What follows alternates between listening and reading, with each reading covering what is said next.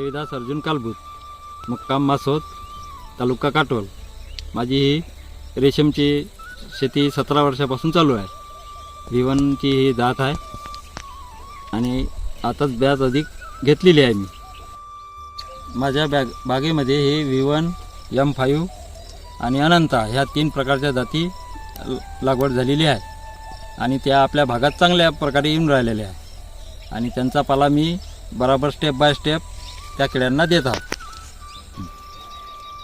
ह्या बागेची आंतरमशागत मी छोट्या ट्रॅक्टरनी करतो किंवा बैलजोडीनी करतो आणि याला शेणखत आणि रासायनिक खत थोड्या दिवसांनी देतो.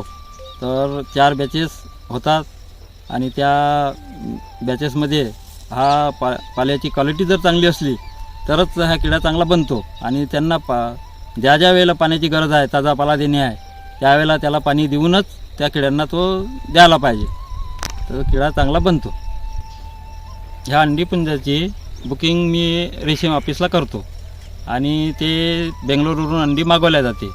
मागवल्यानंतर त्यांची जे 1300 रुपये 100 DRPL याची ते द्यावं लागते. ते दिल्यानंतर त्यांची हॅचिंग डेट राहते अंडीवर, त्या पाकिटवर, त्या दिवशी ते बघायचं आहे. तोपर्यंत घरी त्याला काळी कोठडी साठी चॉकीसाठी त्याला ठेवायचं आहे. नंतर ते उघडून अंडी त्याच दिवशी फुटतात. पूर्ण फुटल्यानंतर त्याला पाला द्यायचा आहे.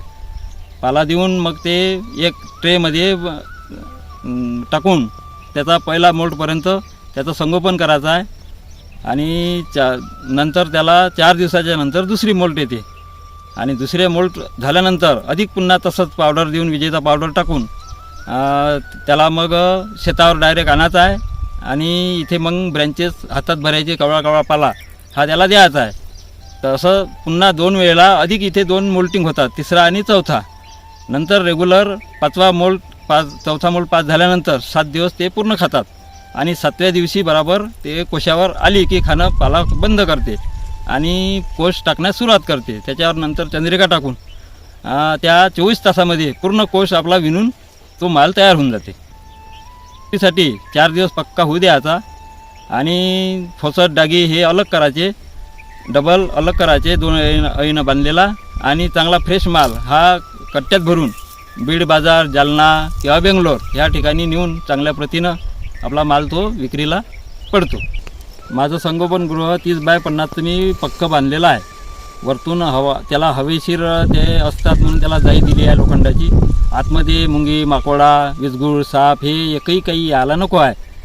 त्यासाठी ब्लिचिंग पावडरचा वापर भोवताल देणे आहे, आतमध्ये देणे आहे आणि त्याच्यावर म्हणजे विजगुळ आहे, हे आहे, साप आहे, हे काहीच यायला नको आहे. आणि त्याच्यानंतर त्याला तिथे फवारणी नको आहे. शेडच्या आजूबाजूला फवारणीने ह्या किडा मग मरायला पाहतो आणि आपल्या शेतातही रासायनिक फवारणी त्यावेळेला बॅचच्या वेळेला करायची नाही आहे. आणि जे लागवड आहे ह्या ठिकाणी रासायनिकची फवारणी करायला नको आहे, कारण की त्याचं मग ते जमिनीत हे जाते आणि नंतर आपला किडा एक्सपायर होते. आणि त्याला जर चांगला क्वालिटीचा पाला दिला तर तो किड्यावर कोणतीच काही अशी रोगराई येत नाही, त्या झाडावरही येत नाही, कोणत्याच प्रकारची रोगराई नाही आहे, नाही वन्य प्राण्यापासूनही त्याला बचाव आहे आणि माल तो चांगला प्रकारचा घेऊ शकतो. हे शेतकऱ्यांना तर सगळ्यांना करायला पाहिजे, कारण की याच्यात अनुदानही खूप आहे. 3,90,000 अनुदान गव्हर्नमेंट देऊन राहिलं आहे. बाकी पिकं मार खातात पण ह्या पीक कधीच मार खात नाही.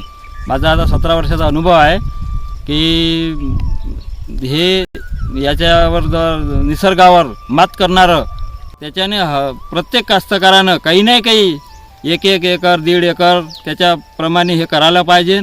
तो चांगला जगू शकतो, त्याच्यावर आत्महत्येची वेळ येणार नाही, त्याला कधीच पैशाची कमी पडणार नाही. हे 1.5 एकरातलं माझं उत्पादन 4 बॅचेस मी वर्षाला घेतो. तर त्याच्यामध्ये मला 5 क्विंटलपर्यंत 4ही बॅचचं उत्पादन आहे. आता भाव यावेळेला मला 63,000-63,500 रुपये बिलला मिळाला, कधी 50ही होतो. तो असं करता 2.5 लाखाच्या जवळजवळ माझं खर्च जाता उत्पादन आहे.